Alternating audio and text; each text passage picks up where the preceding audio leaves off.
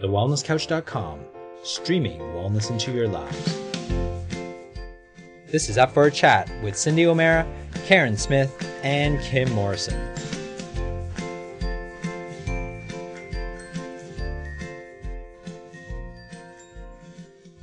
Here we are, up for a chat about the hottest topics that are important to you, inspiring you to awaken the change within. I'm Carren Smith. I'm Kim Morrison. And I'm Cyndi O'Meara. And welcome to today's podcast where we just feel we are the shizzle because Kimmy is in Sydney and Cyndi is in her office and I am in my office, and we have connected via Skype, and we think we're pretty awesome because the technology's all working. Ripper! Do you realise that this is the very first Skype we have ever, podcast we've ever done? Yeah. Like this. And we've done well over 100, haven't we? We're in our second year. Yeah. So third year. We're in our third year. Third year, yeah. And this is the very first one we did. So, wellness guys, we are a little bit behind, but we're trying. Yeah, it takes us a while, but we do get there. Yeah, we do get there. But I think the thing that's so cool and so relative about us actually doing the podcast today on Skype like this is because, you know, really it's all about being able to reinvent yourself. It's all about being able to stay relevant and do something differently and push the boundaries. And for us, we've kind of pushed the boundaries in technology. But I think there's some of the questions that have come through from our listeners is about, you know, how do we stay relevant? Like, how do you actually manage to do 3 years worth of podcasts and not repeat the same thing? Apart from being female and us having lots to talk about, how do you actually do that? And we were just having a chat before we got on the show about what Cyndi's about to tell us all about. But it kind of really fits that question in terms of how do we remain relevant? And I'm thinking about it now going, you know what?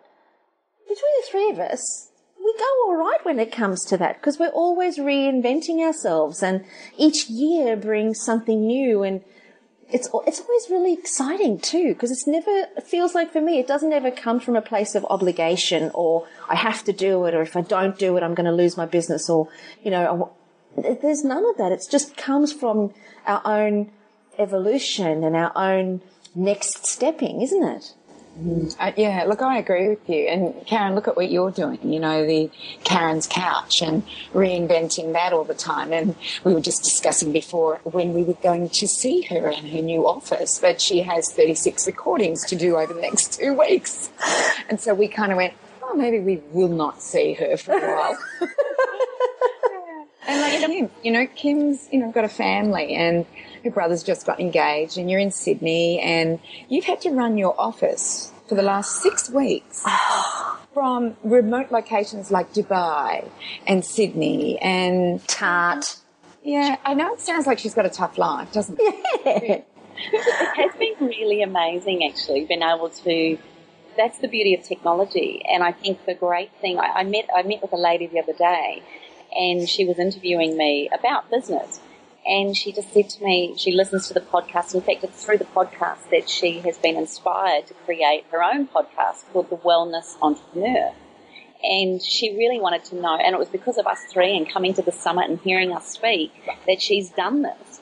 And she just said she really cannot get over how much the three of us constantly come up with new material or new ways of delivering information, or the fact that we are like three little girls sitting in a room having a ball but sharing life-changing information. She said it's an amazing recipe, and I know that we have fun, girls, and I know that our listeners enjoy listening to us. I know we've had lots of feedback of people saying that they've moved into state. One lady said she was moving into state and left her mother behind in tears, and as she drove off and looked at her in the mirror, she just fell apart. And then she said the best thing I could do was turn on Up for a Chat. So for 6 hours she had the three of us in her car with her, and she said it was hilarious. She laughed, she cried, but I think that's the beauty of connectivity, and really the relevance of what you're saying, Carren, is it doesn't matter where we are, it doesn't matter what we're doing. I think it's a major interest in life itself, and in the topics that we all cover are very interrelated. And I felt really proud of you guys and us and the show, and I'm starting to feel really aware of the impact conversations and podcasts like this are having. So well done, darling. No, right back at you, girlfriends. Right back at you. Exactly. So, And sorry. So go on. No, go. No, please don't. You go. Well, so I think it's a really good launching pad for, I guess, talking about being a nutritionist and reinventing nutrition, even though it's the same thing over and over again, which is jerfing, just eat real food, as beautiful Sean Croxton says. And I think, oh yeah, I've been a nutritionist for 30 years, but I actually haven't been doing the same thing for 30 years. So, I consulted for 4 years. I wrote a column for 2 years. I was nourishing my children for a couple of years. I wrote a book for a couple of years, and I just think every time every year comes along, I go, oh, what can I do now? Thinking I've been a nutritionist for 30 years. That's all that's who I am and what I do. But in actual fact, I've been a nutritionist, but I haven't, I've done so many other things. And so this year, 2015, launches something that I've been thinking about for years, which is my education program. So it launches on the 1st of February 2015. But can I just say that's my birthday? Oh. Yes, it is. How old are you? 21? Actually, yes. I was going to go with 38, but 21 will do. I've just somewhere around there. I've just decided I'm telling everybody that I'm 38 for the rest of my life now. I'm going to try and pull that off. It's like my walking partner, Ricky. Yeah. She's telling everybody that she's in her 40s. Laughing Ricky, can you hear me? We'll talk about reinventing. Now that's what I'm talking about, reinventing. But I think Cyndi, one of the things that you are is while nutrition may underpin what you do, you're an innovator, like you're an inventor. You're the creative thought leader when it comes to not just nutrition, it's health and well-being. And that's such a huge message and such a huge topic. Therefore, there are just so many different avenues and ways to be able to penetrate and impact people. And people are changing all the time as well. We're going from being a very sedentary and pedestrian way of consuming information to high technology ways of consuming information. Like, we are changing and evolving, and you're like right at the forefront of it, inventing and creating every step of the way. Well, I know with the education program, it's just, it's phenomenal looking at it and going through it. And it's all technology, but it's all really simple. And there's video and there's audio and there's readings and there's all sorts of things happening. So, like I started that 2 years ago, but there was another thing that I started thinking about probably 2 years ago. I wanted to do a documentary. I thought it'd be really cool to do a documentary. And I didn't know what I wanted to do it on. I just thought, I want to do a documentary. I knew it'd have to be on food. And I don't know, it was just one of those little dreams that you have. And then last year, at the beginning of the year, we started, I had Steve organised, which is Dr. Steve Myers, who's head of education. I had him organised. Things were moving along really well. And I went, I could probably think about the documentary now. So I think it was about June, July, I wrote it down. So I'd been thinking about it. So it was like, what did you say, Kim, when I said to you I was thinking about it? Oh, the intention. Having an intention, yeah. So I had the intention to do it and I was thinking about it. And then I wrote it down. I wrote down what the documentary was going to be about, how it was going to be structured, who I wanted in it, what they would talk about, the questions I would ask them. So I did it all. I did a whole profile on it. Then I went and found a documentary maker. I just went and found somebody. Wow. Post that I was advised to go to because my brother couldn't do it because, my brother has done his yeah, of course. Which is What Ate My Mum and Will It Eat Me? So he didn't have the time because he's got 2 little kids. He couldn't travel the world with me to do this, and we found this beautiful documentary maker, Justin. And then from Justin, we learned about a gentleman by the name of Michael Maiden, who knows how to do launches for documentary. So it was almost like, okay, so I've got my documentary maker and I know how to launch it. So now I just have to get the people together. That's fantastic. So about a week before Christmas, we decided to do a video. And the video was me explaining who I was briefly, my story, and the story of the documentary. And ending with, and that's why I want you in my documentary, is it's because of you that I learnt this information and that needs to get out to the public. So we sent it out on Christmas Eve. Now, you wouldn't normally send a business request out on Christmas Eve, but we just decided we'd send it out on Christmas Eve.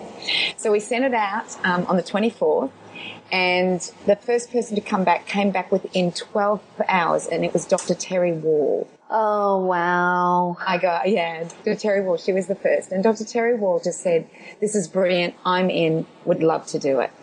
And then I think within another 12 hours, we got Vandana Shiva. Now, Vandana Shiva is known as one of the most influential women in the world. She's not far behind Oprah. Yeah.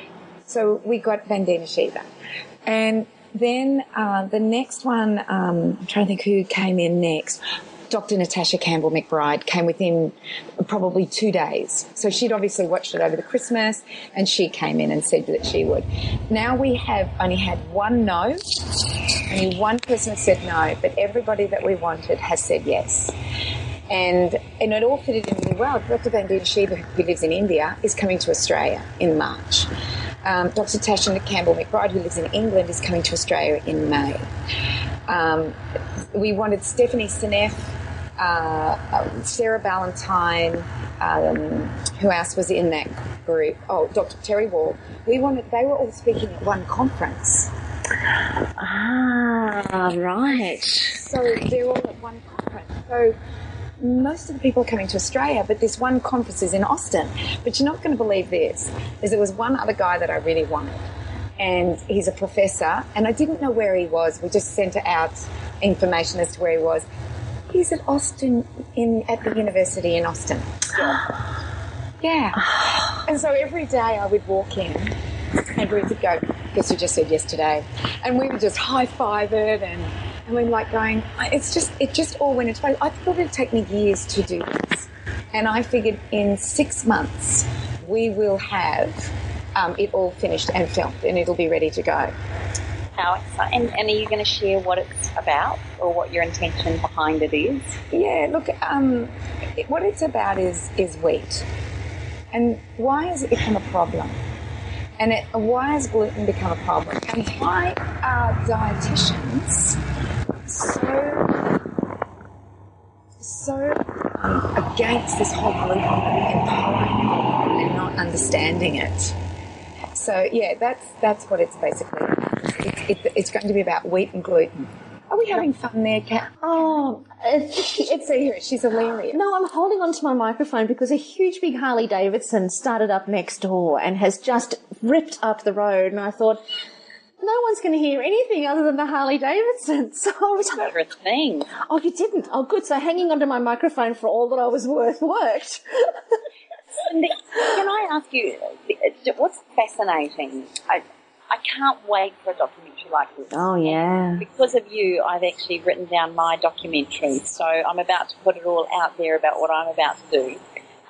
So we need to talk off air, girlfriend, because listeners need to know that we haven't all seen each other for 7 weeks. Yeah. And I caught up briefly with Cyndi for a walk and a lunch in Sydney one day a couple of weeks ago, but that's it. But anyway, what I wanted to share with you is how important this knowledge is, because I get, and I'm sure all our listeners get this all the time too, is a lot of the time we'll say we don't eat gluten, or we've been down here with my brother and we've been making things like gluten-free scones and gluten-free pizza bases and all that. And sometimes they're a complete stuff up, and people are sitting there going as if they've got a big mouthful of peanut butter stuck in their mouth. And that's like glue. And everyone's going, what's so bad with gluten when it tastes so bloody good, and it makes things rise and it feels so good. And then you get the comments from people, it's not going to kill you, but people don't realise what it's actually doing to us. And I personally cannot wait for this because, I'm not necessarily educated or as knowledgeable on this topic as the likes of all these people you're talking about. And I remember James Colquhoun saying it at Christmas time that people believe whatever they see on the TV, So to actually see this coming out of a screen from the people that you've talked about on this podcast so many times is so flippin' exciting. And I personally, for one, and I know Kaz and I, we've all had conversations about this endless, haven't we, darlings? And to know that this is coming. So brilliant. You'll know before anybody else. Up for a chat. Yep. We've got some inside information, which is very cool. It's very cool. But to think that you can create it in such a short space of time is mind-blowing, because let's face it, most people, and this is kind of like putting it out there to our listeners now, like a lot of our listeners have got messages or they've got something that they personally do or something that really inspires them. But the thought of doing a documentary it's mind-blowing, because it feels like it's just too overwhelming and it's too big. But they see the value in them because they watch, a lot of us watch documentaries. I watched a beautiful one on the consciousness of water the other day. Oh, stop. But there's such amazing information out there that comes in the form of a documentary. And when they're done well, like yours will be, it's like so compelling and it's life-changing. Like that's where the life-changing stuff happens, I think that you hear the information over and over, can't you? You can hear it at things, but to be able to go back and re-watch a video or take your own notes or to hear someone say it, they might have been saying it that way for years, and all of a sudden you get the aha because of all the other information you've been hearing. Something clicks, and I cannot wait for this to go into athletics, schools, places like Taylor's been down here in Sydney doing a dance intensive, and oh my gosh, we have had the most extraordinary teachers here from all around the world. It was a college here that has had, I think, 12 different principal dancers, and like seriously, it's rubbing shoulders with the who's who of dance. And we went to a faculty meeting on Wednesday night where the parents were invited with their children to come along, and every one of them told a story as to how they got there and why they got there and why they did what they did. And as an athlete myself, or whether you're a nutritionist or a television presenter or a radio host or whatever it is that we do, or authors or speakers, it was so inspiring to hear their stories and the knockbacks and the criticisms and the opportunity meeting luck to create an ability for something to happen. One lady said she was a principal dancer with the Royal Ballet, and she'd been trying desperately. She actually failed one of her exams. She failed the exam. 3 months later, she passed it with distinction. Then she was told, as a joke, with one of her friends who was in this dance school, to come along and just stand in the wings. And she didn't even have shoes with her, but she thought, well, I'll be there and look really keen. The next minute, the head of choreography came out and said, I hear you can dance. Put on these shoes. We need you on here. We've had one of the dancers isn't coming. And stop it. Shoes were half a size too small for her. But she danced this piece. She had half an hour to learn her piece. But she snapped into professionalism, thought, here's my chance, here's my opportunity.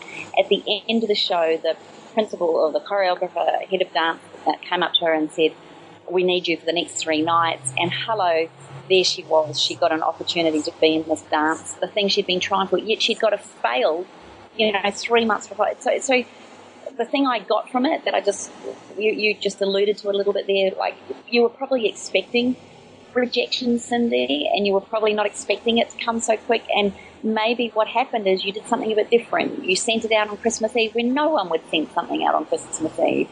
You put a video to it. You backed yourself, you've written it down, and I'm just taking notes in my own head for my own self, that how much that intention and writing things down and then noticing the opportunity, perhaps sprinkle it with a little bit of luck, which I believe is our intention, and the power of synergistic energies coming together, and voila, here you are. And I just wanted you to know, the reason why I was going down that path is at the end of all these 12 people speaking, which was so, you three, honestly, the three of us would have had goosepimples. You would have been with me with goosies. They're just so divine. And at the end, they opened it to the floor for any questions. Well, of course, yours truly puts her hand up and says, in ballet, we know that there's this unbelievable look, that they've got to look thin, and there's this, is it still the same thing these days, knowing how many eating disorders are out there? And what are your thoughts, each of you, around nutrition, and what do you believe is good nutrition for a dancer? And they all were nodding their heads, and then one of the MC said, oh, what an amazing question. Well, we ended up, that was the only question taken from the floor. That's how much of a conversation it became. Wow. But what was interesting, Cyndi, I still don't believe they understand what good nutrition is. And that was just my own personal thing, because they went on about the fact that we now have dietitians in every ballet company. We have really good scientific background on what is good nutrition, and you know, we make sure that if we see signs of any eating disorder, we now. So there was some progress I could feel, but I was biting my lips and mouth not to say something, because it's going to be documentaries like yours, because they still believe in the food pyramid, and there's still a whole conversation around that, which is a whole lot of carbohydrates, which is not understanding what the gluten and the all the effects of what gluten's having on the system. So I personally, just hearing this from you as a mum of a dancer, is so excited, because Taylor's going to go, this is her dream, at the end of this year she's going to be gone from me, breathe, and she'll be out there in the big wide world, and a whole lot of people giving her information that's 99% against what her and I believe. So to have something powerful like this in her armour, I think will stand her in really good stead. And it's good for us mummies and daddies out there, knowing that our kids can have documentaries. It's not just us saying it. Does that make sense? Yeah. And when you have experts, as what I've got, who in the story play a key role. So Raj Patel is all about the Green Revolution, which is the belief that it was a Green Revolution. And it wasn't. It was the exact opposite. So he's in there, as is Vandana Shiva, what the Green Revolution did to India and the fertility of India and the health of India. Hang on, what's the Green Revolution? Forgive my ignorance. I probably should know that, but I don't. No, well, you will know by the documentary. Oh, right you are, of course. How silly of me. The documentary will talk about the Green Revolution. I think so. I think so. So the Green Revolution was not the Red Revolution or the White Revolution. No, because they already, that's how the name came. It wasn't because it was green. It was just the white and the red had already been. And so they called it the Green Revolution, but then everybody sees it's green as natural, no insecticides, none of that. No, it had more chemicals. This Green Revolution was about planting foods in countries where people were starving. And yes, it did help a starving country. But what are the long-term ramifications? And that's what the issue is the long-term ramifications. So, like that's a key. They're key players in that, and then there are the key players on what is gluten, the new gluten, the hybridized gluten, what's that doing to the gut. So it's about talking about Norman Borlaug and things like that, but also how do you cook without wheat? Because everybody has that question. So I have Chef Pete Evans. Awesome! Can I be there when you're filming? Oh, so we'll be filming him too, because it's about, well, you telling me I'm not allowed to have wheat, then how do I cook? So yeah, so how sad. It sounds. And we've got Joel Starlin as well, who's a farmer and he's a really well-known farmer. So we've got specialists that are looking at the nitty-gritty, and then we've got these people that know about farming, and then we know about history, and so it's a story that's told, and these are the specialists, and then people can make up their own mind. I'm not going to give them the answer. I'm just going to say this is what we know. You make up your own mind whether you choose to continue to eat Triticum aestivum, which is the new breed of wheat. Do you know what I love about that, Cyndi, is that you're covering the whole gamut there. There's nothing that you're leaving out in the storyline of wheat and how it's come to be the way that it is right now, because a lot of people only have snapshots of information or education about it. They don't have the full picture, which then makes it very, very difficult for anybody to, be informed and make informed decisions for themselves personally. But then there's also a whole lot of misinformation out there that's just being perpetuated from one person to the next. And social media does a beautiful job of that. I've seen heaps of stuff. Well, listen to this. This came through. So, somebody saw this in a forum and said she's so sick of dietitians bagging nutritionists and naturopaths that she decided to send it to me, and I decided to do something about it. But let me just read to you. So there's a bit of science snobbery, I believe, amongst the dietitians realm. One young dietitian in a forum called me another semi-educated zealot.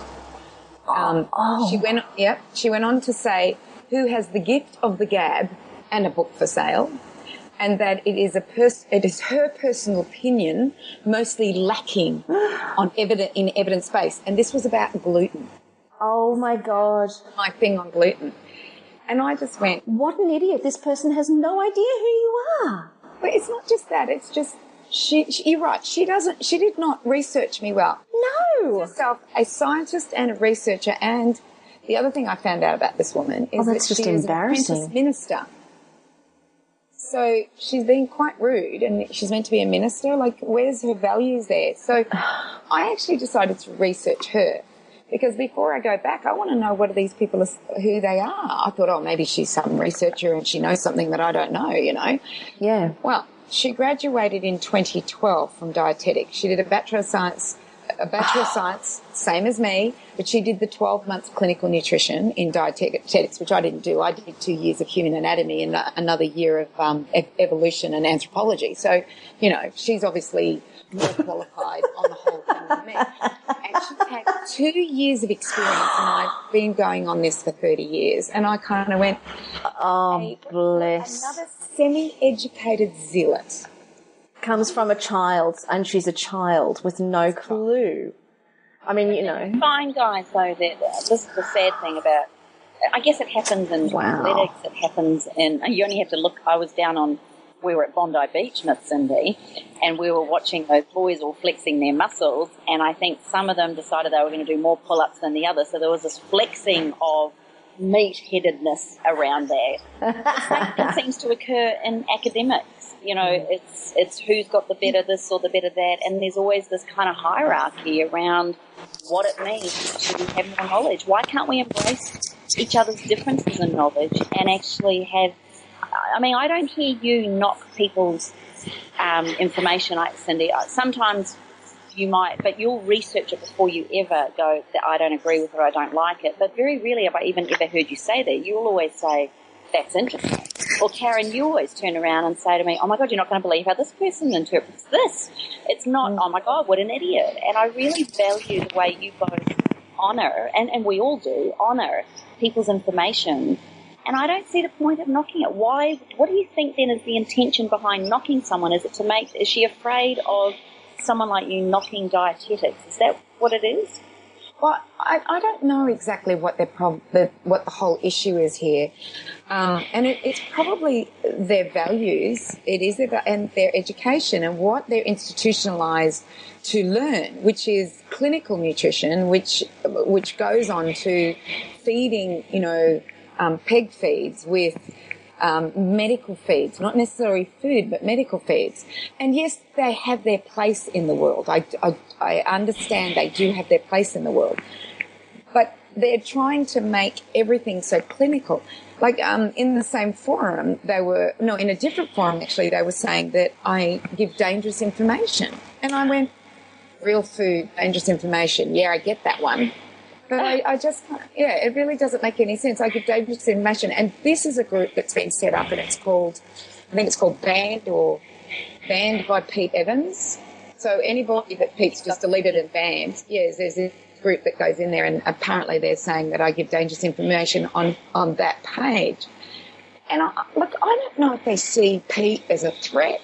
I don't know if they don't like the success of someone who's been in the field for 30 years. You know, overnight success that I would be. Do you know, I'm sitting here thinking about that. Like, what is it that inspires a person, or I wouldn't say inspires, but what is it that drives a person, moreover, to actually make their life or make their communication about belittling others as opposed to making it about their own specific message? You know, a group of people who are called Banned by Peter Evans Wow. I mean, really, they need to... It's actually quite funny. They need to build a bridge and get over it, you know, like, good grief, Pete's over them. They need to get over Pete, you know. It's kind of... Really just the leaps and bounds. Yeah, but I mean, so what's the big deal about that? I mean, it's interesting that that would drive people to make it their life's work, to belittle or to pick holes or find fault or to, you know, all that sort of stuff. And make... You only have to look at the vaccination debate to see that at its absolute worst as far as, true. You know, people, I think that's the extreme topic of all topics that watches human behaviour and ego and fear and everything come at once. But I just wanted to ask you... And just going on that vaccination, before you ask that question, sorry, Kim, I hope you've got that written down so you don't forget it, but the vaccination thing, have you seen what's happening in the vaccination thing at the moment? That lady? No, what's Australia? Yeah, Sherry Tenpenny, Dr. Sherry Tenpenny, who's really amazing with understanding the whole vaccination issue, has been invited to speak at about, I don't know, is it 15 venues in Australia? Number one, I've heard, I don't know if this is true yet, but I've heard that the Australian government are not going to give her a visa because the Friends of Science have signed a petition that she should not be allowed into the country. Yeah. And then if they have told every venue what she'll be talking about, even though it's not called on vaccination, it's actually called on how to bring up a healthy child. So even though they've told all of the each of the venues, and each of the venues has, I don't know if all of them, but some of the venues have said we're not going to have it. Yeah. And not only that, I happened to turn on the news that morning to watch it, and you know, watch the breakfast show. And the only thing that really upsets me, that the presenters are not knowledgeable on this. They're just their mums. They're interested, obviously, and they're passionate about the health and well-being of their children, as we all are. But what upsets me is here they are, people on there that are knocking the vaccinations and the whole thing. The pro-choice people knocking this tenpenny lady, but there was no one on there to say, well, hang on a minute. What don't we know? Yeah, what don't we know here? Or how else can we look at this information? They had no one. Everybody was agreeing with everybody. No one had questioning that us and Up for Chatters and the Wellness Couch listeners would actually be just questioning, that's all. And there was nothing about the ingredients. There was nothing about the administration of the vaccines. But what they the adverse side effects, you know, they're all in the literature, you know. Nothing. And you know what else was interesting is this morning I was listening to like Channel 9 or Channel 10. Look, it could have even been the ABC. And there was this conversation with a well-known doctor, and the doctor was saying that, you know, of course vaccinations have improved our health and we know that, and how could you not vaccinate and blah, blah, blah. Then in the next breath, yes, of course you shouldn't be expecting antibiotics. We've really made a mistake with antibiotics. They've been a real problem. We've now been getting way too many, and now we're seeing the results of antibiotic resistance. This was like in one breath. Oh, vaccinations are perfect. They're fabulous. So he's saying we don't make a mistake. But then on the next breath, oh, we've made a mistake. We really have to watch our antibiotics. And I'm like, I'm listening to this conversation thinking, am I the only idiot around here that's oh, sweetheart, this happened that morning on that show. So this big expert in vaccinations comes on, and he goes, you know, vaccinations are the only way to go. It's how we say they did the polio thing. They did the whole thing. And then he turns around and he goes, you know, we've got science behind it. There's lucrative amounts of money goes into testing and everything. And he goes, you know, things like, I mean, when we found like things like the flu vaccine, when we had a few errors in there and we fixed it and stuff like that, but it was fixed straight away. And my brother's sitting there and he goes, so they do make mistakes. He said the same thing in one breath. So you do make mistakes. You know, you've got to shake. We're all three of us. I'm sitting here looking at all of us on Skype, and all three of us are just shaking our heads. You know. Oh, my God. And what's wrong with questioning, and what's wrong with... And I find the whole irony of it is that, you know, those that paper in France had people killed for what they were saying. I didn't see what they were talking about or anything like that, but obviously someone didn't like what they said and they thought they'd shoot them. And here we are in Australia going, what do you want, freedom of speech? I looked at the Sunshine Coast Daily, and on the front page says, we will not be silenced. And then on the next breath, we're not giving visas to a doctor who doesn't kill anybody, just talks about the research that's happening, you know, for and against vaccination. It's not even like she's just one-sided. She's going, this is what we now know. These are the facts that we now know. So here's an interesting way to think about it, or something I've been thinking about of late, is that we humans as a society are not prepared to not know. Our ego and our personality is just not wired to not know. And if we don't know something, we then go into ferocious pursuit in order to know. Yeah. But we're not prepared to be in a position of not knowing. So, you know, even if we take on somebody else's opinion or we take on somebody else's belief, unresearched and uneducated, we would still rather do that than say, I'm one of the people who don't know, and I'm really comfortable with not knowing, because from the place of not knowing, I can learn. Yeah. But because, you know, from an ego mind point of view, we're not wired to not know. So we would rather sacrifice the learning for saying that we know. Tragic. It's tragic. And you see it everywhere in the media. And just on the vaccination issue, you know, and obviously I don't have kids, so it doesn't have a direct effect to me. But I remember watching somebody on one of the news programs, and she came on and was talking about vaccinations. And obviously, yes, she had children. And, you know, as you say, Kimmy is obviously very passionate about the health and well-being of her children. But even just some of the comments that I noticed that she made were not comments with any kind of evidence behind them. They weren't any kind of comments that showed that she had researched or was educated on it one way or the other. And I thought to myself, wow, you know, it's pretty brave to go on national television and take a stance one way without actually acknowledging that there is also another way, and acknowledging that there is, you know, information on both sides, and, you know, being a part of that, being educated in it, having researched, you know. I think one thing that I do, because we've got Cyndi Carren, who talks so passionately and scientifically and knowledgeably on, is that a word?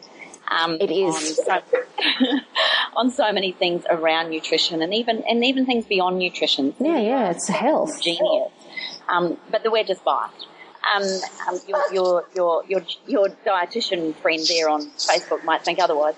But one thing that I found is when people ask even me for information that Cyndi might have taught me or has talked about, and I will endeavour to repeat it, or what I will always say, and this might help some of our listeners, is, look, I'm not the nutritionist, but I follow Cyndi O'Meara, who I totally believe in and love the way she researches, and I really endorse and value her opinion.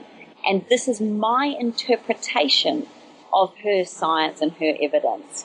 And I might not have it completely right, so go and look her up here, but this is my feeling. And you know what? From a mum's point of view and from an athlete point of view, this is what I believe and intuitively feels right for me. And I can't give you the science on that. It just sits so right with me, and that's how I feel.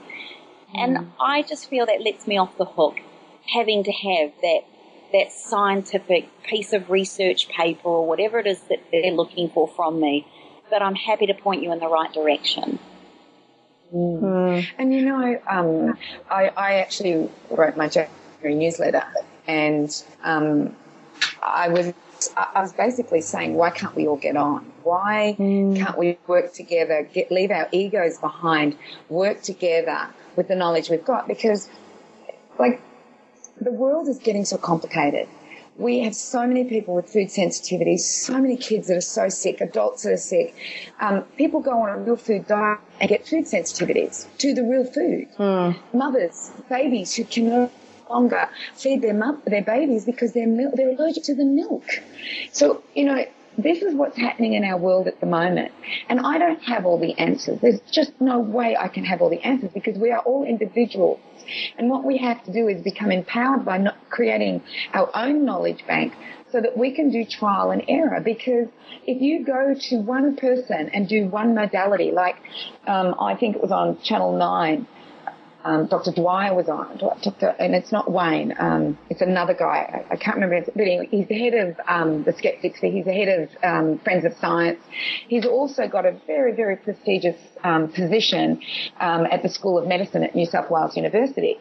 And he came on and he just belittled every alternative healthcare, from homeopathy to yoga to naturopathy to you name it. He herbalism, even herbs. Herbs are how drugs are found. He belittled everything and said there's no science and there should be no government funding to the education nor the subsidy for people to use these modalities. And I just watched the television going, are you serious? You think that you have the answer? Medicine has the answer to everything? No. Would I do without medicine? Definitely not. They've got an amazing place. Their emergency care is amazing. The way they put people together, when people don't look after themselves, they know what to do. I have no idea what to do. But what I do know how to do is I know how to do nutrition. And I do know, Carren, what you know how to do is that you know how to work the mind so that people understand the mind. And I know what you do, Kim. Kim, you are an expert in families and rituals and oils and smells and exercise. Like, I would go to you.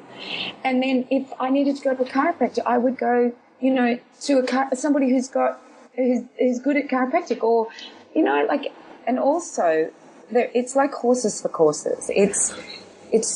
We should leave our egos behind, believing we are the one pill wonder, and work together as professionals for the betterment of the individual.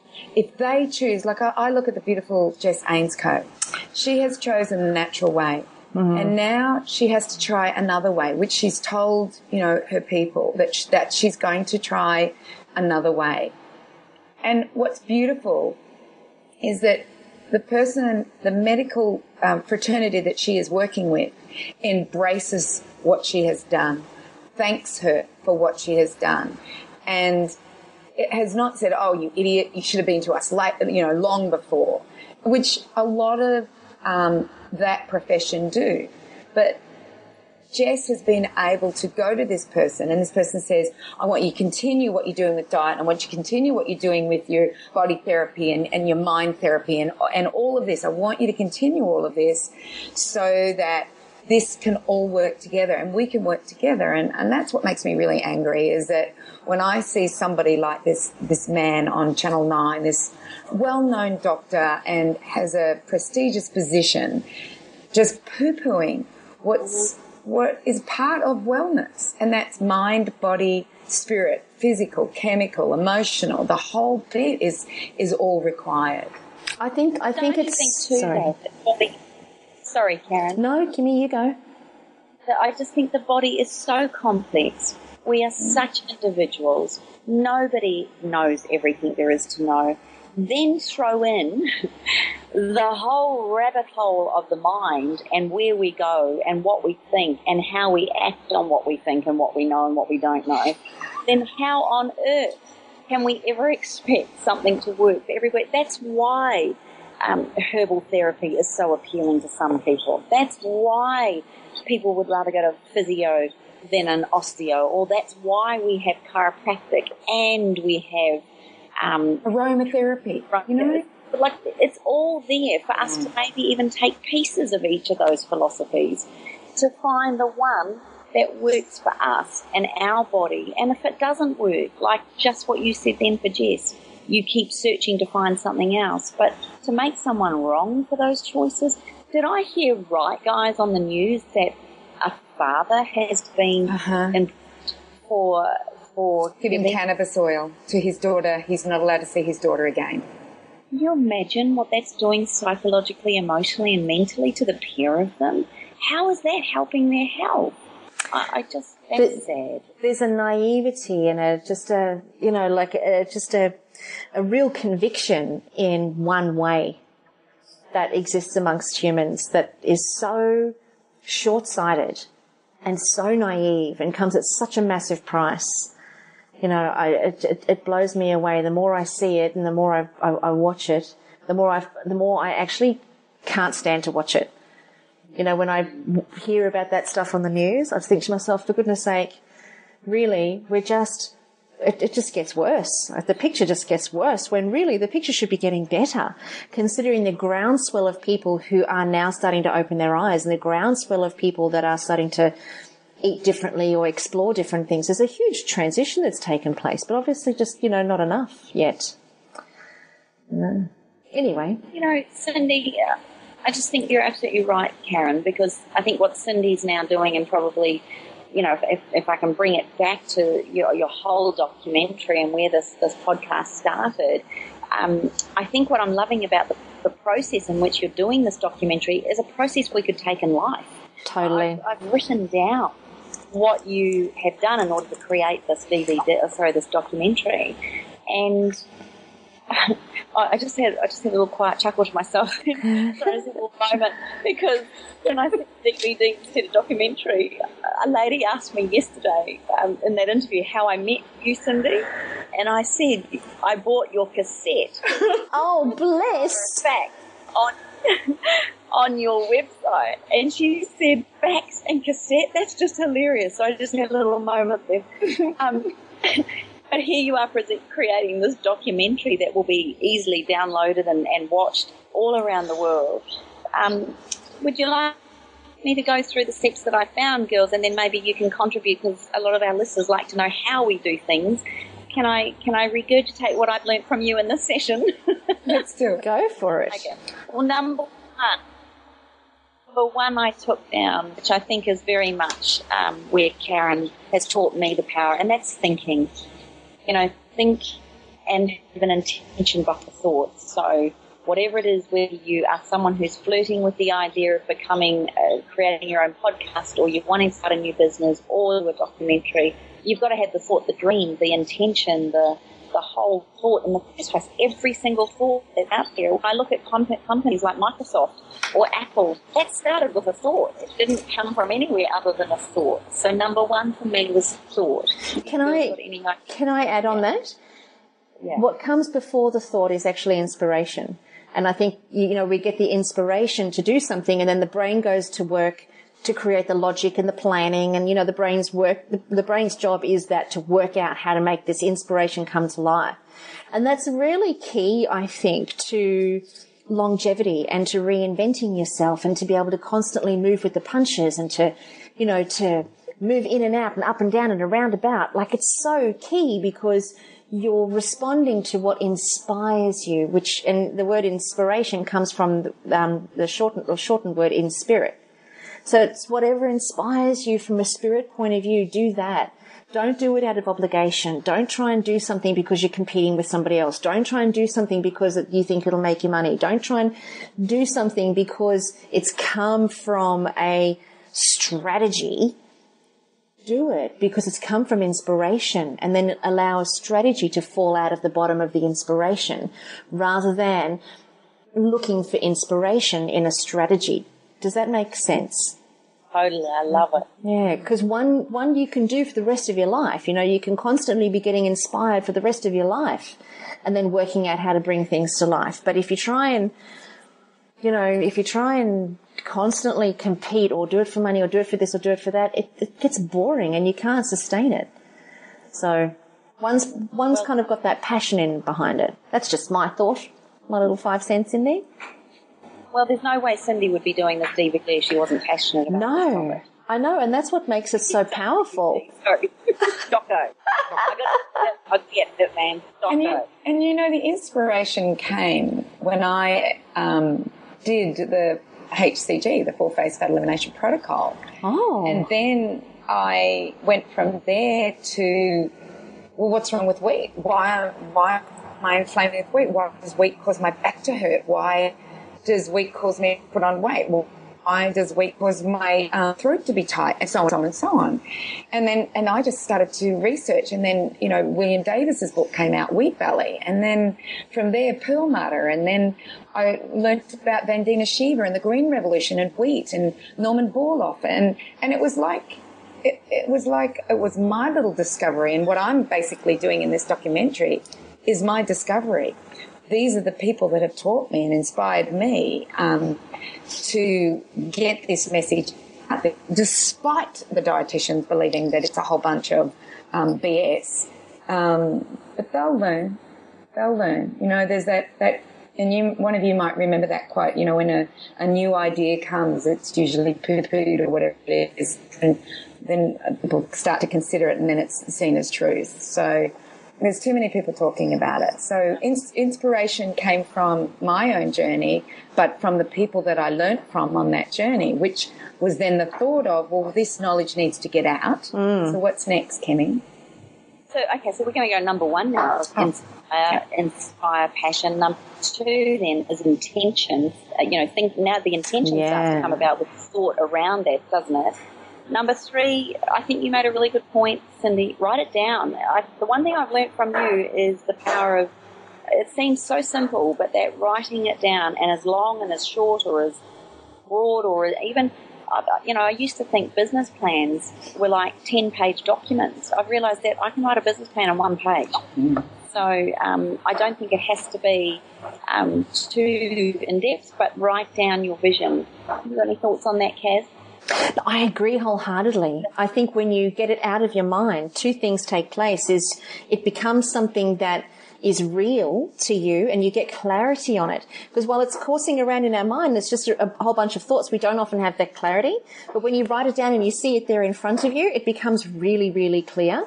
And having it out of your head gives you the brain space you need to create the next step, which is really where you get the next piece of inspiration. And, I just love how you were saying, Cyndi, how it's this person and that person, it's led you and you've learnt from them. And I thought, I'm sitting here thinking to myself, wow, if ever universal business and innate intelligence was working through a body, it's working through yours to lead you from one breadcrumb to the next breadcrumb to the next breadcrumb. And the magical part about it is you actually see that. And a lot of people don't see the breadcrumbs along the way. They just see the challenges or the difficulties or whatever. But you actually see the breadcrumbs and you pick them up and you follow them, knowing that that's how you get places. And I think it's awesome. So, you kind of just you let inspiration work through you. And the amazing thing was that when I did write it down, I was doubting it before I wrote it down. Yeah, right.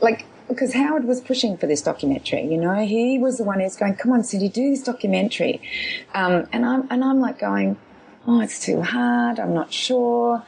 And then we finally sat down one day and he said, write down the story, write everything down. So I sat down and it just poured out. The whole story just poured out.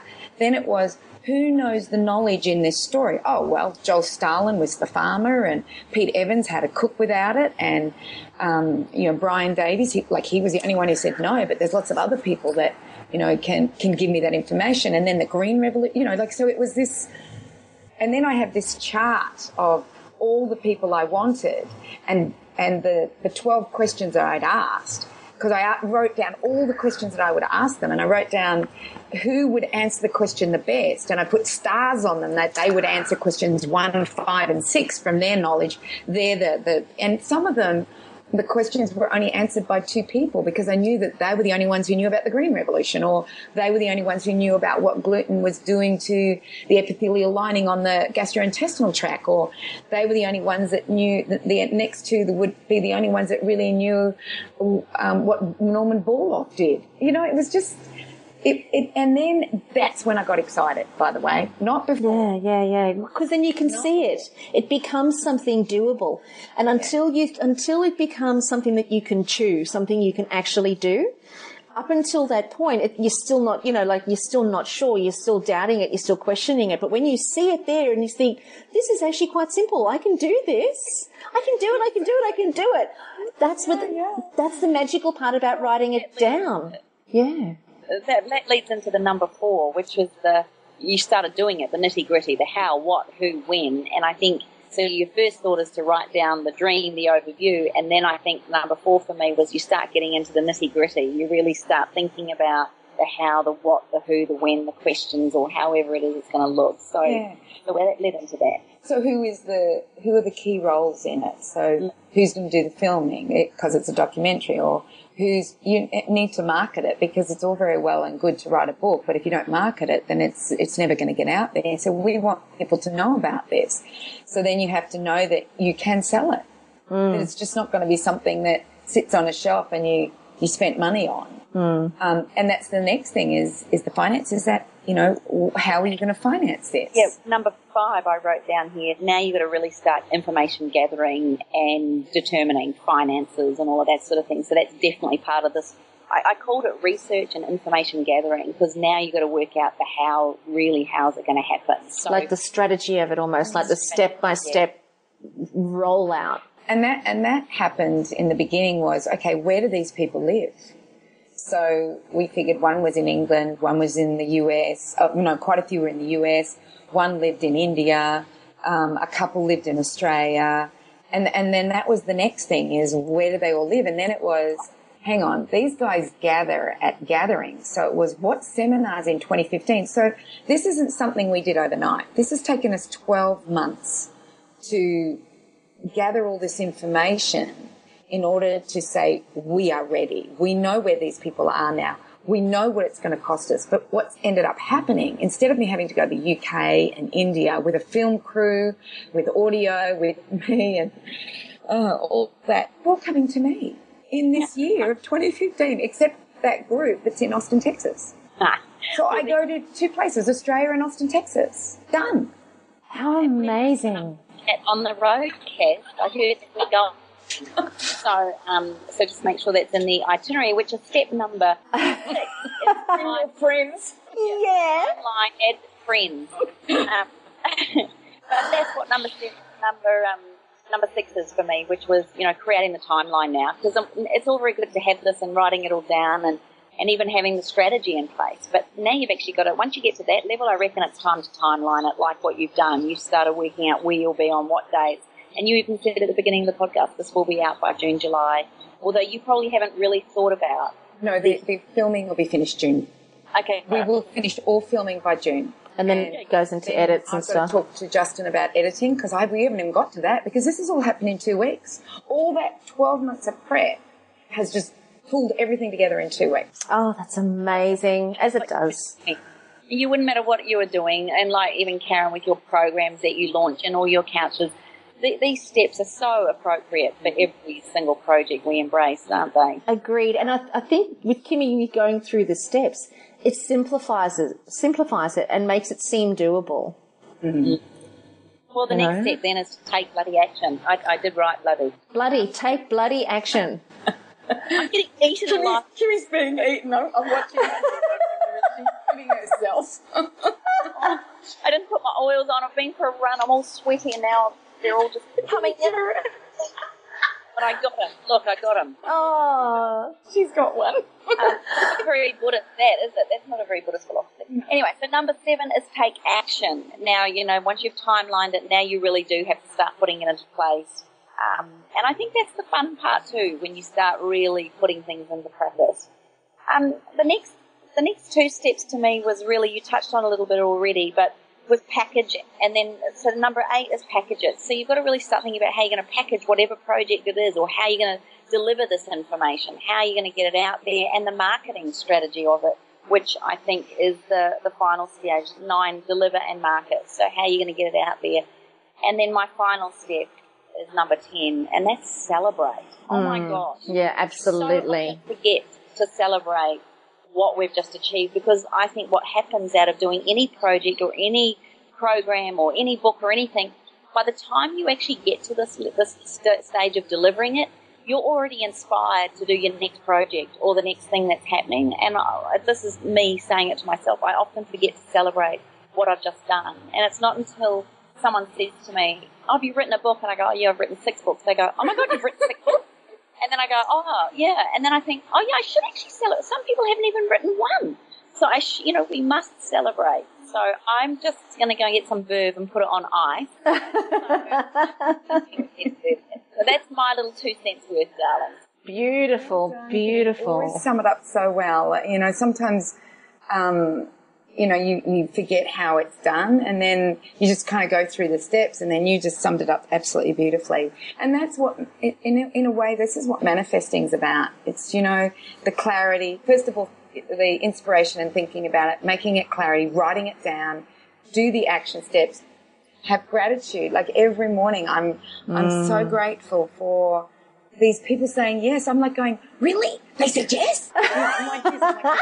Really? Like a little kid. You look like a little kid. Ruth and I swear, we do high fives every morning. I said, who said yes now, So, oh. And you know what's so beautiful with the two of you that that you don't even realise that people say the same thing when they get a reply from you or a chance to. And the beautiful woman that interviewed me yesterday with her new show, she said, I actually can't believe you're sitting in front of me, that I actually got you. And I'm thinking, oh, well, I was in Sydney, it was too easy. So to you both, I think, you are the inspiration for many of us. And I can't wait to see what you're creating, Kaz, next week. What you're doing. To shoot 36 videos in a week. I mean, you're flipping a powerhouse. I just want our listeners to know that she did write a note that she said she wasn't going to be a workaholic this year, and then she tried to renege on the deal and say she didn't actually say it like that. She just, I've actually got it written here that she said she was not going to be a workaholic this year, and I'd say she's broken the rules, and we ain't even through January yet. We're not even halfway through. Oh, yes, we are now. Yeah. Yeah. 16th just. Yeah. Well, I meant the second half of the year. That's really what I meant. Can I get away with that? We should talk, our next podcast, we should talk about your new office, Carren. Oh, bless your little cotton socks. Yeah, what you've done to get your new office and how long it took and what it looked like and what it looks like now. I think we should... next podcast, we should talk about the new office and the steps that you did to get there, because I know that that's been a journey. Oh, to get you out of that house so you won't work at 4:30 in the morning. Yeah.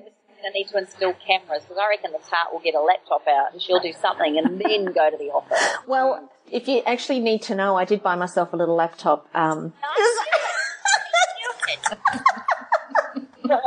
such a tart. Oh, that's so funny. I didn't think anyone would ever pick up on that. Oh, talk about busted. How funny. All right, well, that sounds like a fun podcast. I look forward to doing that. And I'll take I've got some before photos, and I'm still doing the setup on the office, so I'll take some after photos once it all looks nice. And we can post those on the website. Sounds good. Perfect. Well, I don't know about you two, but I think after not seeing each other for 7 weeks, OMG, this podcast has been absolutely brilliant. But I don't know about our listeners, and I don't know about you crazy cats, but I feel unbelievably inspired. I feel like it's been such it's been a powerhouse of a podcast, because, and I don't mean to, like, blow sunshine and rainbows your way, Cyndi, but I always think of you as somebody who is an incredible powerhouse, even as you flash your leg on... Could you see me do that, Carren? I can see both of you. You just can't see me. That's hilarious. I was just saying to Kim, look around, because I didn't think you could see me. So I thought, while you're talking, I can tell her to look around. Yeah, I know. So I'm telling her to look around because her daughter's ballet leg is going up and down in the window. Oh, how funny. So all I see is your naked leg, because I didn't know what you were saying together. That's hilarious. Oh, Cyndi, you're so funny. How hilarious. Sorry. Anyway, no, not at all. It's just typical of the magic. It's typical of the magic. After a chat podcast. That's what it's typical of. Let it be known. Let it be known. We have a powerhouse in our presence who's creating an amazing documentary that is going to literally rewrite history, and I can feel it in my bones.